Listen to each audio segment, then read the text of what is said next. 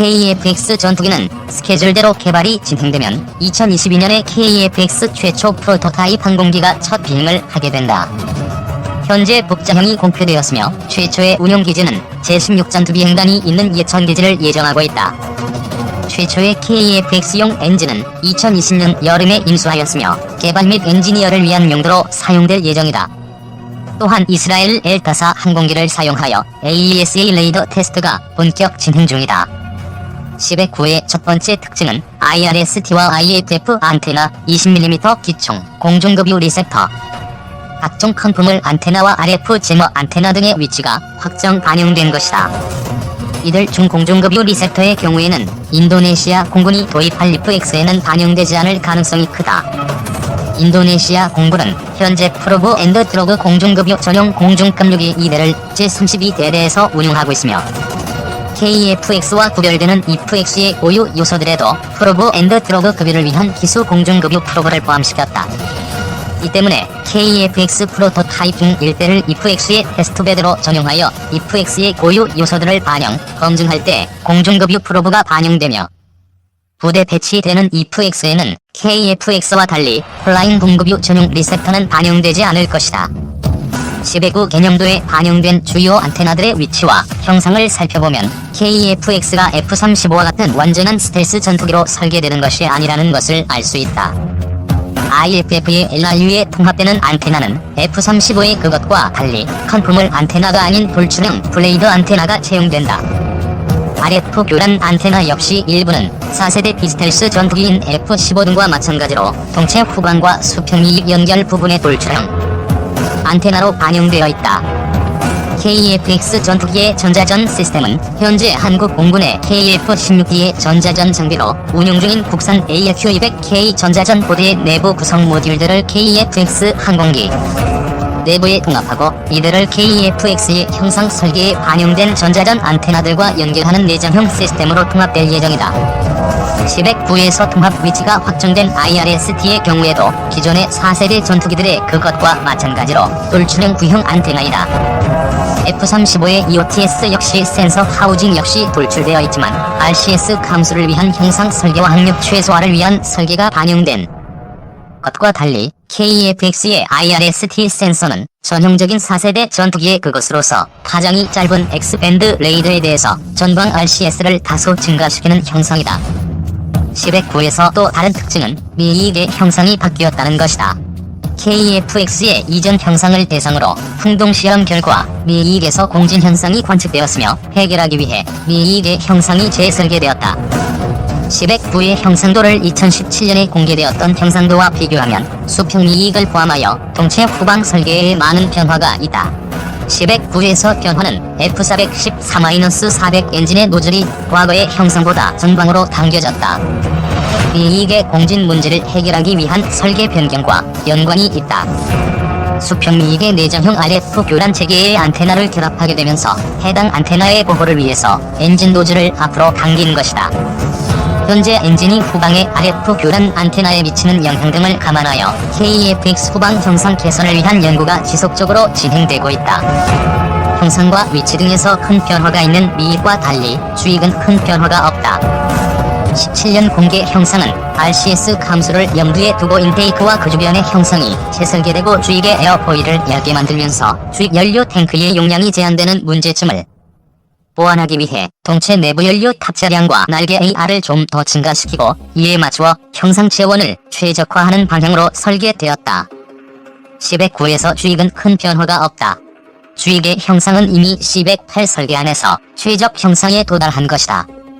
다만 날개 AR을 증가시키는 방향으로 재설계를 하면서 소음 속에서 윙팁이 충격파에 노출되는 속력에서 쇼크콘 각도가 증가하여 최대 속력은 과거 설계안과 비교하여 약간 감소했다. KF-X 형상 특성은 F-22A와 비교할 수 없지만 생김새는 새로운 설계안이 도출될 때마다 점차 F-22A와 비슷해지고 있다.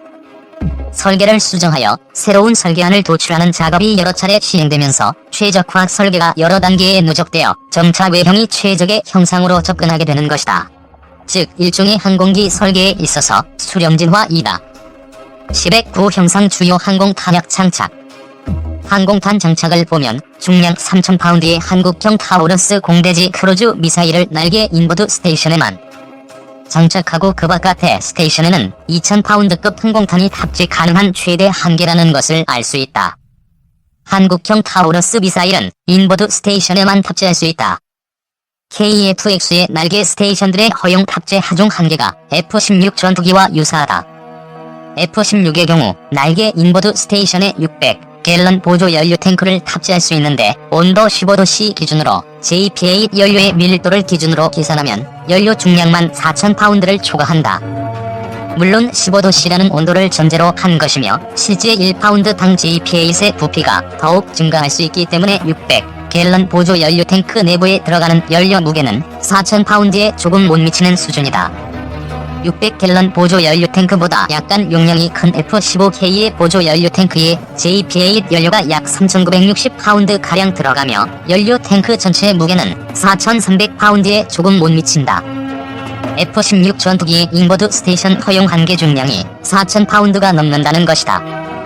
그리고 4번, 6번 스테이션 바깥에 3번, 7번 스테이션의 경우 동일한 중량의 탑재물 결속 신활계 뿌리에 미치는 영향이 크기 때문에 허용 중량이 더욱 감소하여 약 3000파운드를 약간 초과하는 수준이다.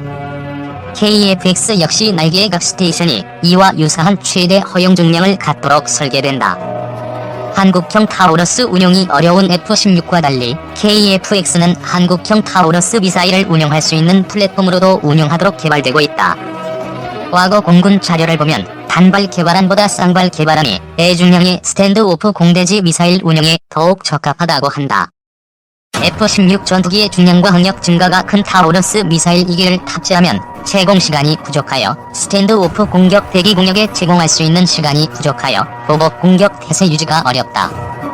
KF-X는 날개의 무장 스테이션들의 허용 한계 중량이 F-16 전투기와 비슷하면서 KF-X 자체의 내부 연료 탑재량과 최대 이륙 중량은 F-16 전투기보다 증가함에 따라 장차 한국형 타우러스 공대지 미사일을 운용할 수 있는 것이다.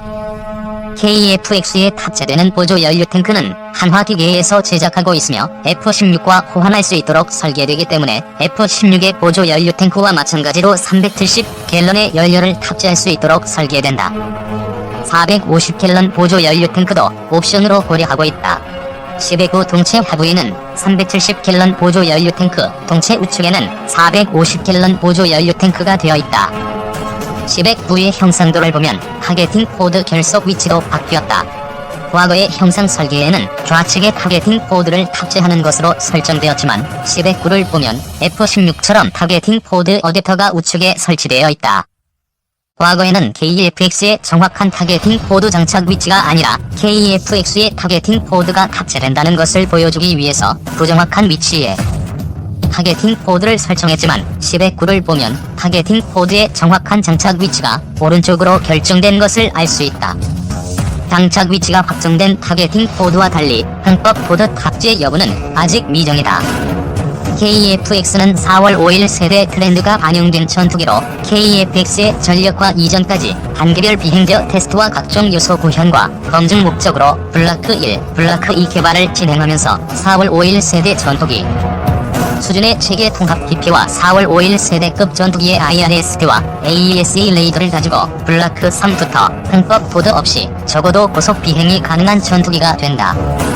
참고로 KF-X의 IRST는 한화 시스템이 유럽의 레오나르도와 협력하여 개발되고 있다. 해당 영국 업체는 앞서 기술한 HMD와 연동되는 FLIR 기능 구현과 주설 밴드 작동이 가능한 4월 5일 세대형 IRSTN 파일업 시스템과 스카이워드 지등을 개발한 바 있다. 항법 포드 장착 여부가 추후 항공기 개발 상황에 따라 결정되는데 KF-X가 적어도 지형 추적 비행을 하는 전투기로 개발되고 있다. F-35와 같은 완전 스텔스 전투기가 아니라 4월 5일 세대 전투기로 기존의 4월 5일 세대 전투기보다 좀 더 나은 수준의 스텔스 성능을 보유한 전투기로 개발되고 있는 것이다. 이 같은 이유들이 KF-X 전투기 시제기 완성이 기다려지는 이유이다.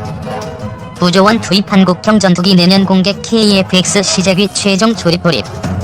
구조원 투입 한국형 전투기 내년 공개 KF-X 시제기 최종 조립 돌입. 방위사업청이 3일 한국형 전투기 시제기 최종 조립을 시작한다고 발표했다. KF-X 사업은 총 9조 원의 개발비가 투입되는 초대형 방산 프로젝트다. 2015년 12월 시작돼 2018년 6월 기본 설계가 끝났다.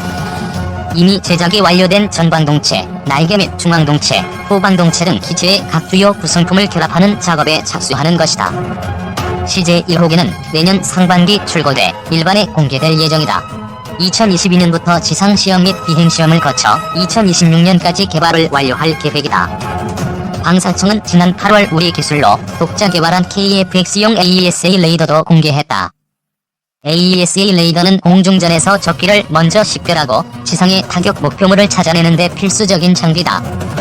전투기의 눈으로 불리는 이 장비는 천여 개의 송수신 모듈을 독립적으로 작동시켜 다수의 적목표물을 동시에 탐지, 추적할 수 있다.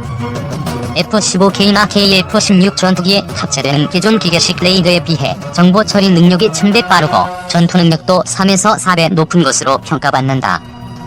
KF-X 외형은 미국 F-35의 스텔스